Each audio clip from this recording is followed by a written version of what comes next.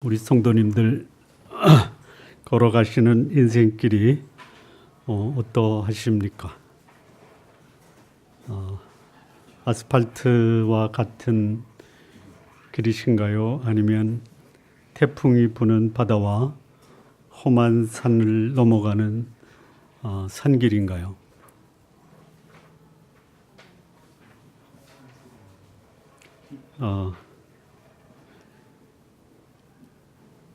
그 길을 내가 선택했나요? 아니면 그 길이 내 앞에 놓여 있었습니까?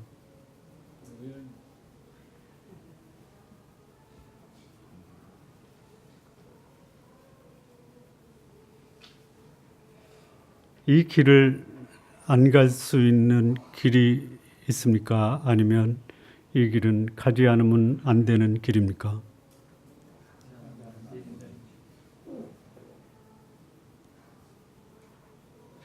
대충 다 이제 이해가 되셨죠? 아스팔트를 원했지만 태풍이 부는 항해길이고, 선택하지는 않았지만 가지 않으면 안 되는 길이고, 그리고 이 길은 피할 수 있거나 외면하지 않고 반드시 내가 그 길을 가야 되는 길이죠. 예? 예. 자, 인생을 가리켜 누군가는 고통의 바다를 가는 과정이다. 그래서 인생을 고해와 같다 이렇게 얘기를 했는데 틀린 말이 아닌 것 같습니다. 이 고난은 누구에게나 있고, 그리고 그 고난은 누구도 대신 그 길을 나를 위해서 갈 수가 없습니다. 그러나 태풍이 부는 그 바다, 험한 산을 넘어가는 그 길도 반드시 극복할 길이 있다.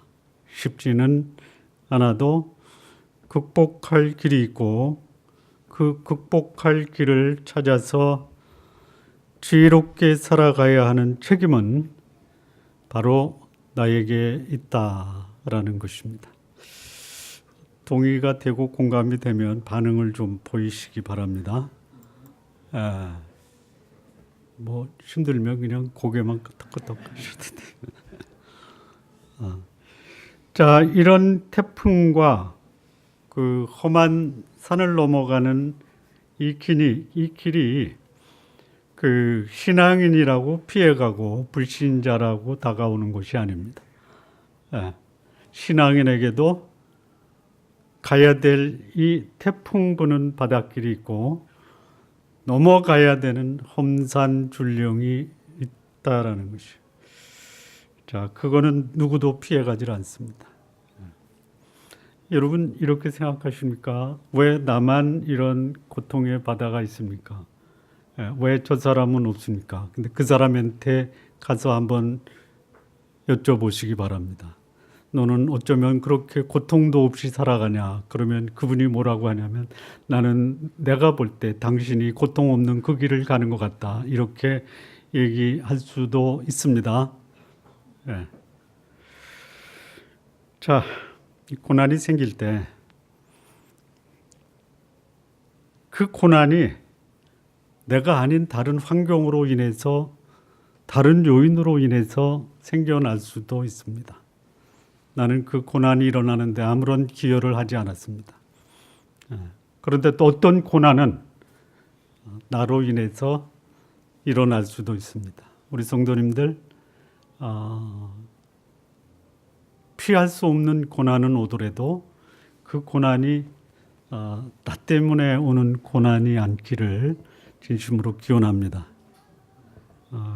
오히려 어떤 이유인지 몰라도 고난이 내 삶 속에 있을 때 나로 인해서 그 고난 속에 살아가는 사람들에게 희망과 용기를 줄 수 있는 우리 성도님들 되시기를 진심으로 바랍니다. 자, 이 바울의 로마행, 이거는 하나님의 뜻이었습니다. 그리고 이 로마로 가는 그 여행은 바울이 그토록 바라던 소망이었습니다.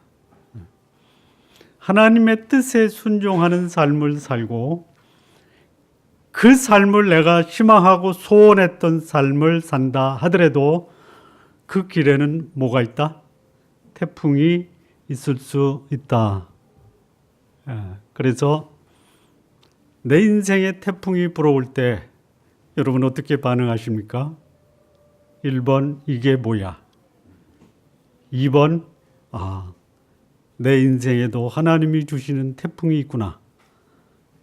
어떻게 반응을 해 오셨나요? 1번 이게 뭐야? 2번 나에게도 이런 삶이 주어지는구나. 2번입니다. 어떻게 하셨습니까? 1번에서 2번으로 1번에서 2번으로 옮기시기 바랍니다. 이게 뭐야? 이게 뭡니까? 하나님이 내 인생에 하나님의 뜻에 순종하는 삶을 산다 하더라도 내 인생에 태풍은 있을 수 있다.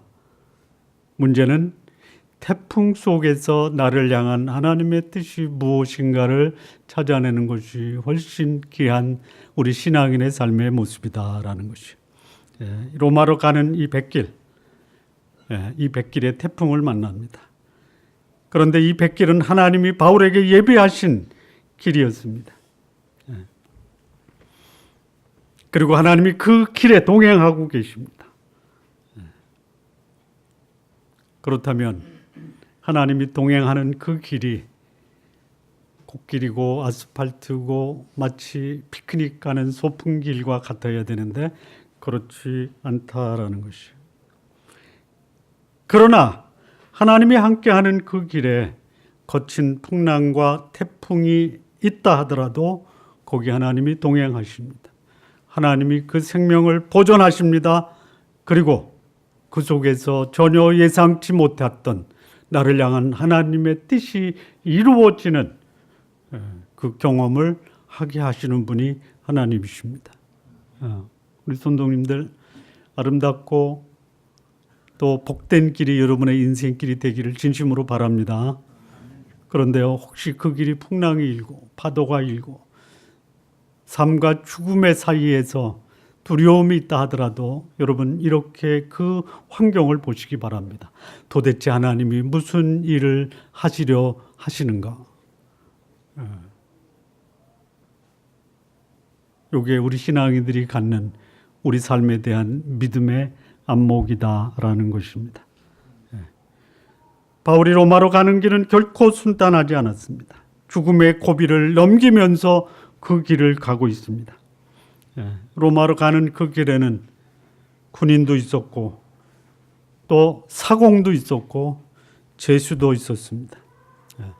모두 다 풍랑이는 바다에서 자신의 목숨을 사는 일에 급급했습니다. 배에 실린 짐들은 자신들의 목숨에 지장이 있다고 바다에 던져버립니다. 사공들은 기회를 봐서 탈출할 기회가 있으면 도망가려고 합니다. 그리고 죽음 앞에서 군인들은 자기들에게 부담이 되는 죄수를 죽이려고 합니다. 이게 인생입니다. 조금 쉽게 설명할까요?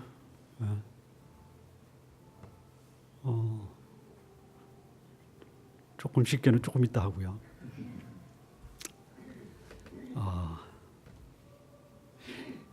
재물을 지키기 위해서 목숨을 던지겠습니까? 목숨을 지키기 위해서 재물을 던지겠습니까? 어렵죠? 어렵죠? 목숨은 버릴지언정 재물은 안 돼. 는 사람들이 많죠? 예? 네, 우리 성도님들 재물이 있고 목숨이 있을 때 목숨을 위해서 재물은 버리시기 바랍니다. 예? 이것도 감사하십시오. 예. 목숨은 살아있는데 버릴 재물이 없다. 이것도 감사의 제목이 될 수 있죠.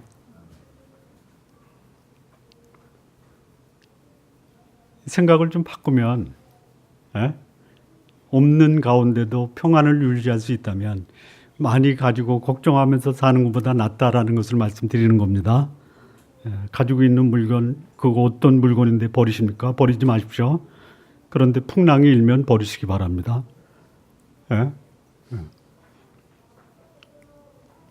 자, 무슨 말씀을 드리려고 하는 거냐면요. 풍랑을 인생길에서 결코 피할 수가 없습니다. 피할 수가 없어요. 중요한 거는 뭡니까? 내가 오늘 살아있다라는 이 생명을 보존하고 있다는 것에 대해서 감사하십시오. 그리고 또 하나는 나를 이 풍랑이는 바다로 하나님이 내 인생의 항로를 인도하셨다면 여기서 도대체 하나님이 내 인생에 무슨 일을 행하시려고 하는가에 대한 이 상황의 전개를 믿음의 눈으로 보시라라는 것입니다. 다들 살아나기에 급급한 거예요. 마치 인생은 여기 폭풍이는 바다에서 살아남으려고 서로의 삶을 오히려 죽이려고 하는 거예요. 군인들은 죄수를 죽이려고 하고 선원들은 사람들을 내려두고 자기만 살려고 도망가려고 하고요. 그리고 그 중에서 하나님의 사람 바울은 그들 사이에서 하나님의 사람으로서의 역할을 하고 있는 거예요. 마치 정글과 같은 동물의 세계에서 그렇게 사는 것이 사람들의 모습이라면 그 정글과 같은 이런 상황에서 하나님의 사람 어떻게 그 정글과 같은 상황을 극복하고 거기서 하나님의 사람으로 그들에게 바람직한 역할을 할 수 있느냐. 이게 오늘 본문이 우리에게 주는 교훈입니다. 풍랑으로 인해서 죽음이 기다리는 상황. 더 이상 살 소망과 자신들을 구원해 줄 사람도 없고 먹지 못해서 기진막진한 그때에 하나님의 사람 이 바울, 그의 모습이 오늘 이 시대에 마치 정글과도 같고 풍랑이는 바다와도 같은 이 세상에서 내가 살아가야 될 삶의 교훈이 무엇인가를 배우게 됩니다.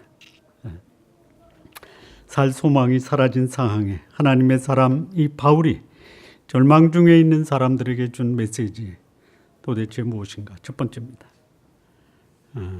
21절에서 26절인데요.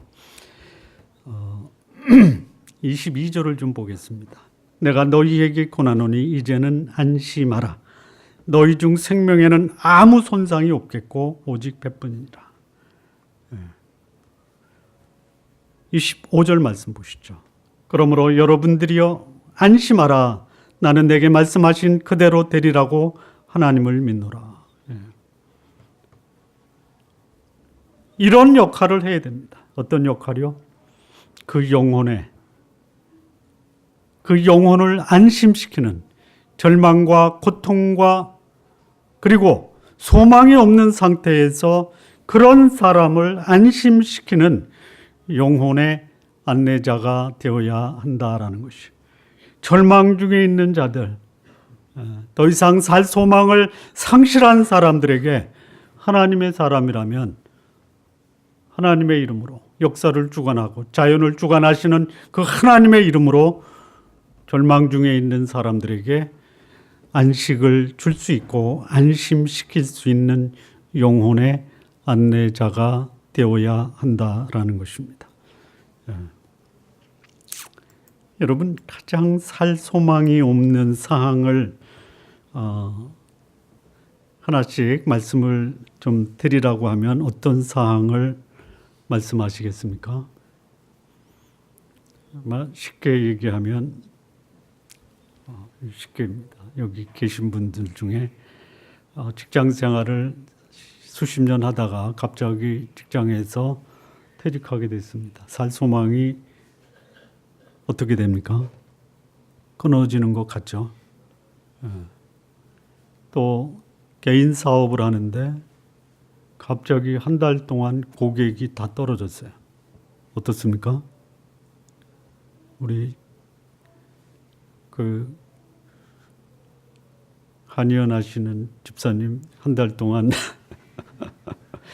고객이 한 명도 안 왔다. 어떻게 됩니까?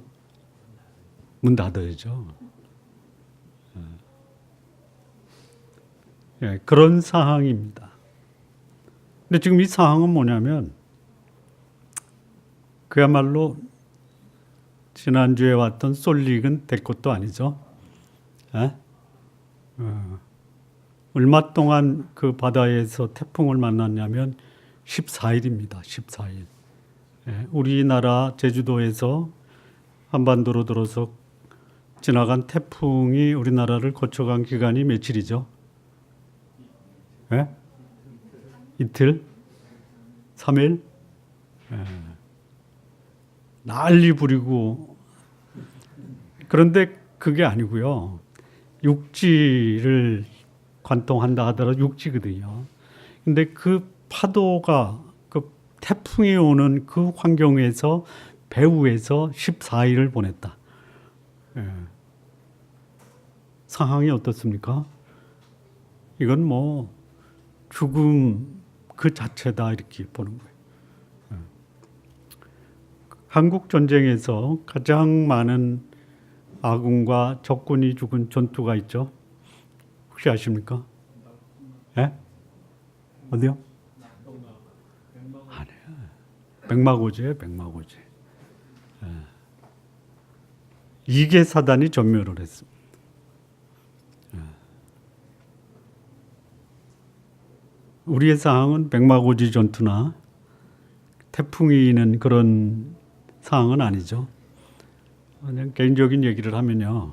저희 아버지는 낙동강 전투에서 인민군 포탄을 맞고 전사하시고 극가스로 살아나셔서 백마고지 구사단에 배치가 되셨어요. 이게 사단이 전멸하실 때도 우리 아버지는 살아났어요. 대단하신 분입니다. 그래서 삶과 죽음에 대해서는 초연하시는 분이에요.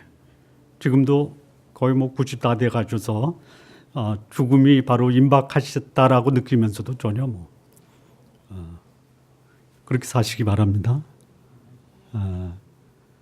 그야말로 저희 아버지 앞에서 먼저 돌아가신 가족들이, 우리 어머니 돌아가셨죠. 우리 막내 돌아갔죠. 형 내외 돌아갔죠. 전혀 눈 하나 깜짝 안 하십니다. 제 눈에 보이기에는. 아까 그랬죠. 재산을 버릴 거냐, 목숨을 버릴 거냐. 뭘 버려요? 재산을 버리죠. 근데 가족도 사랑하는 가족 넷을 보냈는데도 눈 하나 깜짝 안 해요. 저는 그런 아버님을 모시고 사는 아들입니다.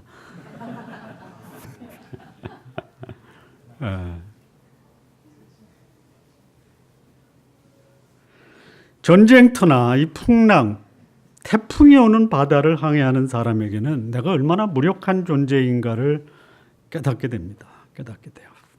예. 자, 여러분 모든 게 다 순조롭게 되기를 원하십니까? 예? 그랬으면 좋겠죠. 좋아하지 마십시오. 왜냐? 모든 게 좋은 게 아니라는 것이에요.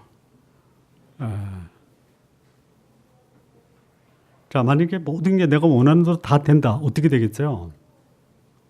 아마 이렇게 생각할 거예요. 나는 내가 원하는 대로 다 될 거야. 그럼 그게 뭐예요? 내가 하나님 되는 거 아니에요. 그러다 갑자기 곤두박질 치는 거예요. 여러분, 전혀 내가 손쓸 수 없는 상황이 왔다. 앞을 봐도 뒤를 봐도 옆을 봐도 밑을 봐도 소망이 없어요. 그때 하늘을 바라보는 거지. 내 상황이 절망 속에 있을 때 하늘을 바라볼 수 있는 그 사람이 진정한 소망을 가진 사람입니다. 나 자신에 대한 무력함을 철저하게 깨닫는 사람에게 진정한 소망이 그에게 다가온다라는 것이에요. 우리 성도님들 뭐 굳이 자신의 무력함을 초절하게 경험하려고는 하지 마십시오. 총알이 빗발칠 때 나가서 맞지 마십시오. 피할 건 피하시기 바랍니다. 그러나 피할 수 없는 상황이라면 견디는 것도 배울 수 있어야 된다. 나 자신의 연약함을 깨닫는 사람이 나보다 위대하시고 전능하신 하나님 앞에 도움을 구할 수 있는 사람이 되는 것이에요. 자, 그런데 여기요. 내가 하나님의 사람이다. 고통은 나를 피해가지 않습니다. 하나님의 사람에게도 고통은 피해가지 않습니다. 그러면 이 고통을 주신 이 환경에서 나는 어떻게 할 것이냐? 여기 바울이 어떻게 합니까? 그 영혼의 안식자로 나서는 거예요.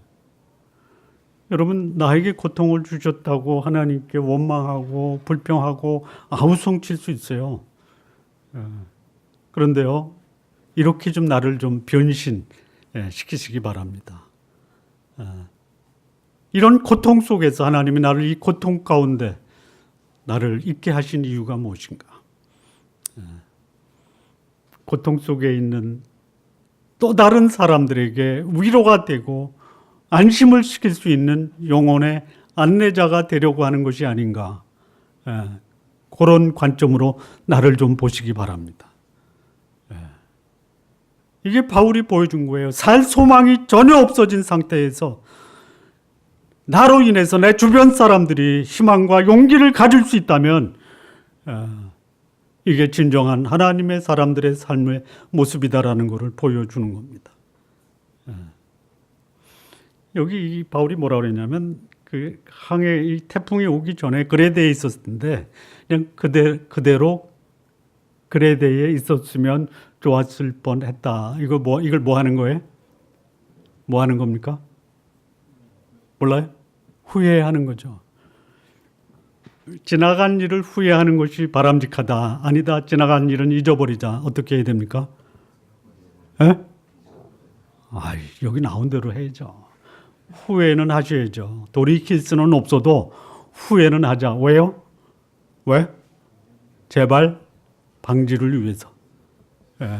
반성은 해야 될 거 아니에요. 돌이킬 수는 없어도 내 지나간 삶을 돌아보면서 앞으로 내가 과거에 행했던 실수는 하지 말자. 이런 교훈을 받아야 됩니다. 그래서 오늘에 닥친 이 고난을 극복하고 그것을 통해서 앞으로 그런 유사한 환경이 닥쳤을 때에 어떻게 할 것인가를 적용하는 것, 이게 바람직한 모습입니다. 자, 이 바울이 이런 그 태풍이 부는 상황에서 바울은 뭘 보냐면요. 하나님이 나를 로마로 가게 하게 하셨다라는 것이. 그래서 우리는 안전하게 로마까지 갈 것이다. 여러분을 향한 하나님의 계획을 안다면요. 여러분이 처해 있는 환경, 또 여러분과 함께 있는 사람들이 위기와 목숨이 잃어버린 상황에서도 여러분을 향한 하나님의 뜻으로 다른 사람에게 위로와 안심을 줄 수 있다라는 것이죠. 바울의 로마행은 하나님의 계획이고요. 사도 바울 마음속에 있었던 간절한 소원이에요. 여러분 꼭 가지시기 바랍니다. 여러분을 향한 하나님의 뜻이 무엇이냐 가지고 계세요. 나를 왜 이 땅에 보내셨는가. 그리고 그 뜻을 발견했다면 그 뜻에 대한 소원과 소망을 가지고 인생을 사시기 바랍니다. 그럼에도 불구하고 거기는 풍랑이 있을 수 있어요. 그때 내 상황을 환경 속에서 내 환경을 보는 것이 아니라 나를 향한 하나님의 뜻을 가지고 환경을 볼 수 있어야 된다라는 것이. 그런 사람이 영혼의 안내자가 된다라는 것이. 그냥 우리끼리 얘기지만 그냥 이 시간 지나면 잊어버리지는 않을 거죠. 예?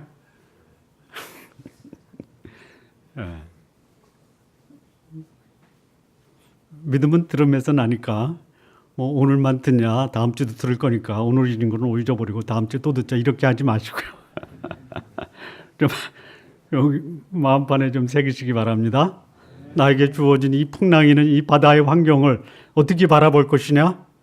나에게 허락하신 하나님의 뜻을 품고 이 상경을 바라보자. 이게. 그런 자가 어떻게 된다?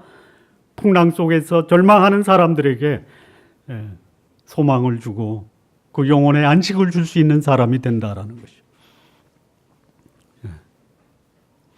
자, 두 번째입니다. 두 번째. 27절에서 32절인데요. 이 말씀을 보면요. 여기 이제 30절 사공들이 도망하고자 하고 그래서 거룩배를 바다에 내립니다. 그랬더니 바울이 백부장과 군사들에게 그들 도망가지 못하게 하자. 그래서 사공들이 내렸던 거루 끊어버립니다. 자, 여기 용어 설명을 좀 드리겠습니다. 거루가 뭐죠? 거루? 예? 거루? 줄이요. 아닙니다. 뭐예요? 닷은 다시집에 그게 거루요. 닷하고 거루가 같은. 자, 거루 빼요. 거루 빼. 뭐? 그렇죠. 그걸 뭐라 그래요? 거루라고 하는 거예요. 그러니까 그 큰 배가 항구에 닿기 전에 그 암초에 닥치면 오도가지 못하잖아요. 그래서 배는 그 배가 움직일 수 있는 그 조금 떨어진 곳에 대고 거기에 뭘 내리냐면 거루를 내리는 거야. 거루. 보드 같은 거, 작은 보트 같은 거 있죠. 그래서 그거 타고 들어가는 거야. 자, 지금 이 상황이 어떤 상황이냐면요. 서로 살 길을 찾는 거예요. 사공들은 자기들 살려고 하는 거예요. 군인들은 나중에 보면요. 죄수를 죽이려고 해요. 죄수들이 자기에게 나중에 이 배가 부서지면 자기들에게 위협이 된다 이거죠. 바울은 어떤 역할을 하는 거예요? 바울은요. 함께 생존하는 방법을 제시하는 거예요. 소위 공동체의 구신자 역할을 하는 거예요. 자, 바울의 신분이 뭡니까? 죄수죠. 죄수예요.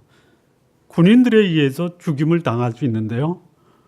그 죄수가 백부장하고 군인들에게 뭐라고 그래요? 저 사공들이 당신들을 버리고 거루를 타고 도망하려고 한다. 가지 못하게 하라. 왜 그래요? 지금 바다에서 진짜 중요한 사람이 군인이 중요합니까? 사공이 중요합니까? 사공이죠. 그런데 만약에 사공들이 배를 버리고 거루를 타고 도망갔다. 그 사공들이 전혀 모르는 곳에 육지에 착륙했을 때 과연 스스로 자기 생명을 보존할 수 있는 보호 능력이 있습니까? 없죠. 같이 죽는 거예요. 같이. 그러니까 같이 죽어야 돼요? 같이 살아야 돼요? 예? 자, 이 하나님의 사람은요, 그야말로 그냥 있으면 서로 이게 정글 아니에요? 정글? 나만 살겠다라는 거 아니에요? 근데 나만 살겠다라고 하는 것은 결과적으로 뭐예요? 같이 죽는 거예요. 예. 나 혼자 살겠다고 하지 마십시오. 함께 사는 길을 찾아야 돼요. 예. 거기에 누가 나서는 거예요? 사도 바울이 나서는 거예요. 예. 여러분 함께 사는 길을 찾으십시오. 이게 신앙인의 모습이에요. 예. 교회가 함께 사는 길을 제시할 수 있어야 돼요. 요즘 한국 교회 중에 어느 교회는 나 혼자 살겠다라는 거예요. 나 혼자 살겠다. 나 혼자. 그러면 어떻게 돼요? 같이 죽는 거예요. 같이. 나를 죽이면서 남을 살게 하면은요, 자신도 살고 모두가 살아요. 풍랑이는 바다에서 바울이 우리에게 주는 메시지가 뭡니까? 함께 살자라는 거예요. 함께 살자. 여러분, 우리 의식 중에 떨쳐버리기 어려운 것이 뭐냐면 나 혼자 살자라는 의식이에요. 그거를 뭐라고 그래요? 극단적 이기주의라고 그래요. 여러분, 신앙에서 자기 자신의 이기심을 극복하지 못한 자는요, 자신도 죽고 남도 죽는 거예요. 이거 극복하셔야 됩니다. 혼자 사는 길을 찾지 마십시오. 함께 사는 길을 찾으시기 바랍니다. 두 번째 바울이 주는 메시지가 뭐냐? 신앙이라면 적어도 위기 속에서 그 상황을 그대로 내버려두면 다 죽는 상황에서 함께 사는 길을 찾아야 된다. 그래서 죄수의 말을 누가 수용하느냐? 백부장과 군인들이 받아들이는 거예요. 우리 성도님들, 이 세상에서 사람들이 나를 혹시 무익한 존재, 더 나아가서 죄수처럼 취급을 해도 위기 앞에서 그들이 나를 하나님의 사람으로 내 말을 존중할 수 있는 이런 역할을 하시기 바랍니다. 하십시오. 여러분의 회사에서, 여러분의 직장에서, 여러분들의 가치가 내가 속해 있는 단체와 공동체를 살리는 그 공동체의 생명의 중심이 될 수 있는 그런 역할을 하시기를 바랍니다. 이 역사 속에 보면요, 이런 일들이 있어요. 신분과 지위는 그야말로 남들이 얻을 수 없는 지위를 얻었는데 별로 쓸모가 없어요. 그러다가 언제 쓰임을 받냐면 최고 통치자의 개인적 욕망을 달성하는 수단으로 사용되는 사람들이 있습니다. 그런 사람을 가리켜 뭐라고 그래요? 소인배라고 합니다. 자신의 목숨을 전체를 위해서 희생하고 전체를 살리기 위해서 자신의 욕심을 버리고 살아가는 사람을 뭐라고 하죠? 뭐 소인배에 반대하면 됩니다. 기독교 역사가요, 소인배로 인해서 부패하고 타락했지만 하나님은 그런 역사 속에서 하나님 뜻 앞에 자신의 인생을 바친 대인배적 사람을 통해서 하나님은 복음의 역사를 지금까지 이어오신 겁니다. 우리 성도님들 대인배적 신앙인이 되시기 바랍니다. 여러분의 가정을 살리고 여러분의 직장을 살리고. 그 중국 역사 당나라에 여황제 측천무가 있었죠. 제가 몇 번 그 말씀을 드렸는데 이제는 그 실명을 거론을 하겠습니다. 소인배, 당나라 측천무 시대에 측천무의 개인적 욕심을 위해서 사용했던 소인배, 혹시 이름 아십니까? 야, 그런 사람이 지금 동명이인이 있습니다. 지금 다 아실 거예요, 여러분들. 허경영. 당나라 시대 측천무후의 소인배입니다. 재상급에 있는 사람, 측천무후가 개인의 욕망을 위해서 사용했던 사람이에요. 다 알아요. 본인도 알아요. 가족들도 알아요. 그 손주가 그 허경영한테 와서 할아버지 이게 뭡니까? 그랬더니 가만히 있어봐. 나도 쓸모가 있어. 언제 쓰임을 받습니까? 측천무후가 자기 관리를 위해서 대인배들을 칠 때 소인배를 쓰는 거예요. 그 시대에 끝까지 당나라를 지켰던 대인배가 있습니다. 아시죠? 몰라요? 적인걸. 소인배에 의해서 공동체는 무너집니다. 그리고 대인배로 인해서 공동체는 살아나는 거예요. 우리 신앙인이 어떤 존재가 되어야 되느냐? 대인배가 되십시오. 인생 마지막에 후회하지 마십시오. 무슨 말씀이냐면요, 한 번뿐인 인생 곧 지나갑니다. 그리고 내 인생은 평가를 받게 돼 있어요. 어떤 평가를 받을 겁니까? 그 평가가 여러분의 인생에 대한 가치지, 얼마나 오래 살았느냐, 얼마나 많이 가졌느냐, 얼마나 높아졌느냐가 여러분의 인생의 가치를 평가하는 것이 아닙니다. 아니에요? 대인배처럼 사시기 바랍니다. 오늘 하나님이 내 목숨을 거둬도 하나님의 뜻 앞에 내 인생을 거는 인생을 사시기 바랍니다. 그게 뭐예요? 나로 인해서 내 공동체가 살아가는 길을 찾아야 된다라는 거예요. 바울은 자신의 목적이 아니라 백부장의 목적이 아니라 사공의 목적이 아니라 모두 살 길을 찾아낸 거예요. 자, 세 번째입니다. 세 번째. 33절에서 38절인데요. 이 말씀은 한마디로 말하면 14일 동안 못 먹었으니까 기진맥진할 거 아니에요. 그래서 먹어라 이거예요. 먹어라. 먹을 것이 없어서 갖다 준 게 아니라 먹을 것이 있음에도 불구하고 넘쳐남에도 불구하고 먹지 못하는 사람의 육신적 현실적 필요를 채워줬다라는 거예요. 내 것을 가지고 채울 수도 있지만 내 게 없으면요, 현실을 채울 수 있는 현실을 바라볼 수 있어야 돼요. 이게 그겁니다. 승객을 구원한 바울의 행동, 로마 군인들의 바울을 구하기 위한 그런 승객 보호가 연결이 돼요. 먹어야 된다라는 거예요. 소위 현실적 육신적 필요를 공급하는 자로서 바울이 여기서 자기의 역할을 감당합니다. 자, 이 신앙인들이요, 오늘을 사는 신앙인도 마찬가지예요. 도대체 나는 누구인가? 신앙인으로서 나는 누구인가? 자, 한번 자신을 진단해 보시기 바랍니다. 첫 번째, 인생살이 쉽지 않습니다. 풍랑이 불 수도 있고요. 전쟁이 일어날 수도 있고요. 실직할 수도 있어요. 그때에 신앙인은 나와 내 주변 사람의 영혼을 평안하게 하는 영혼의 안내자가 되어야 된다.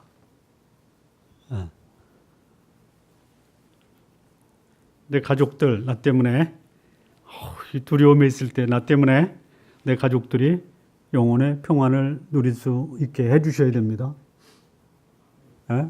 내가 나서서 가족들을 불안하게 만드는 불안 조종자가 되지 마십시오.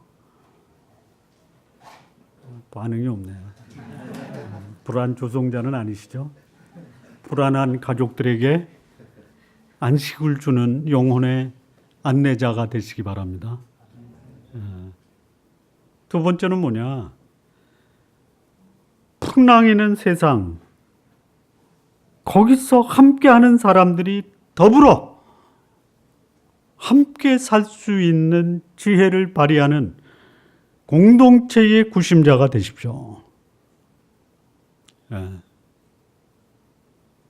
당신 때문에 우리 모두가 살았습니다. 이 역할을 해줘야 돼요.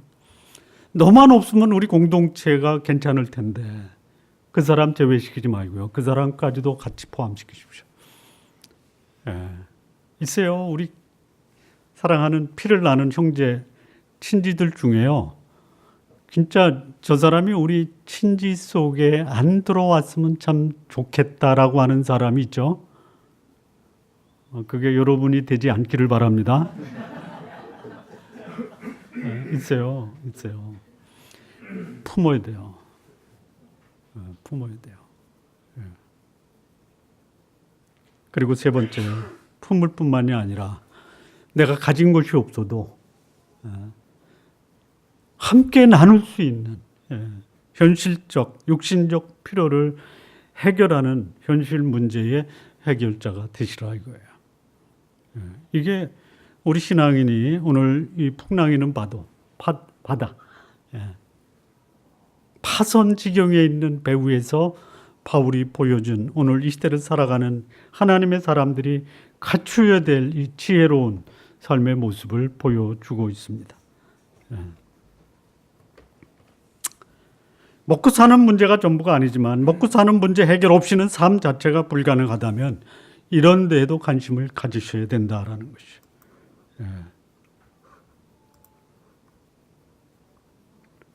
자, 그래서 여기 14일 동안 풍랑 속에 태풍 속에서 굶주린 사람들 14일을 굶으면 어떻게 될까요?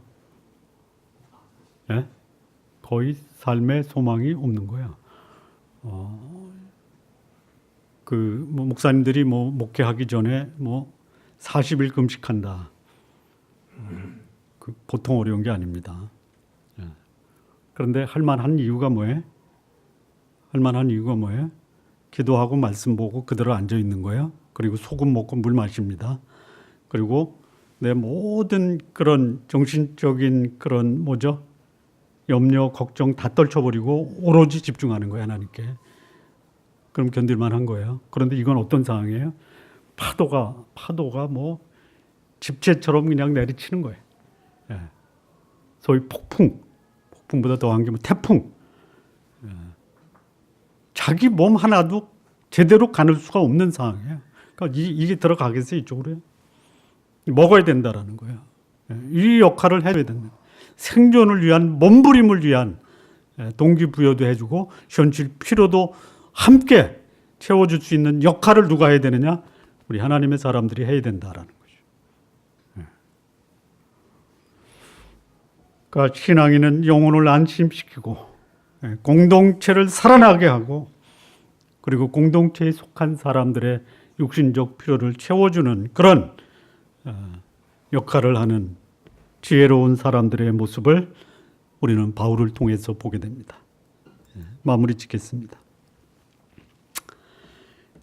예수 그리스도를 모시고 사는 사람, 그가 살아감으로 인해서 그가 속해 있는 공동체, 단체, 거기서 어떤 역할을 해야 되느냐.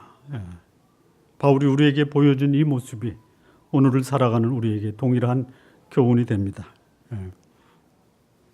우리가 몇 번 앞서 말씀드린 것처럼 우리 신앙에는 내가 속해 있는 그곳에 있는 함께하는 사람들의 영혼의 안내자의 영향력을 행사하셔야 됩니다. 굳이 말로 다 안 해도 돼요. 말로 하시고요. 사람들이 나를 눈여겨보고 저 사람이 내가 내 영혼의 문제를 함께 고민하고 또 그 문제를 해결할 수 있는데 도움이 되는 사람이다 라고 인정받으시기 바랍니다. 뿐만 아니라 나와 함께하고 있는 사람들로부터 존중받고 내 신분이 어떠나 상관없어요. 밑에 있든 중간에 있든 높이 있든 아니면 재수든 그 공동체의 구심점 역할을 할 수 있어야 된다라는 것이에요. 하나님, 저는 너무 낮았어요. 상관이 없습니다. 저는 죄수가 아닙니까? 상관이 없습니다. 나를 하나님이 그곳에 보냈다면 그곳에서 나는 그 공동체의 구심자 역할을 할 수 있는, 가장 영향력을 행사할 수 있는 삶을 살아야 된다라는 것이에요. 그리고 세 번째, 현실적으로 육신적인 문제를 바라보고 그것을 지혜롭게 해결할 수 있는 현실 감각을 갖고 살아가는 것. 태풍 부는 바다에서 하나님의 사람 바울이 오늘 우리에게 주는 교훈입니다. 우리 좋은 나무 교회 성도 여러분, 내가 속한 가정, 직장, 교회 내에서 영혼의 안식을 주는 그런 역할을 하시기 바랍니다. 교회 왔을 때 저는 당신 때문에 오늘 안식과 위로를 받았습니다. 이런 성도님들 다 되십시오. 그리고 그 역할을 한 것에 대해서 일기로 남기십시오.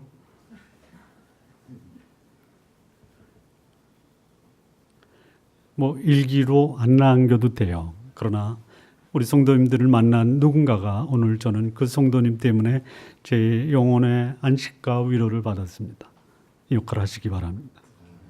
두 번째, 내가 속해 있는 공동체에 흐트러질 수 있고 혼란스러울 수 있고 마치 정글과 같은 이런 살기등등한 이런 공동체에서 나 때문에 나는 여기서 살만한 가치를 알게 됐습니다. 더불어 사는 것이 얼마나 소중한 것인 것을 알게 되었습니다. 이 역할을 감당하시기 바랍니다. 할 수만 있다면 내가 다른 사람의 필요를 채우되 내가 그런 여력이 없다. 재수가 무슨 그런 경제적 필요를 채우냐. 그러나 그것을 풀어낼 수 있는 지혜를 발휘하는 우리 성도님들 모두 되시기를 바랍니다. 기도하시겠습니다.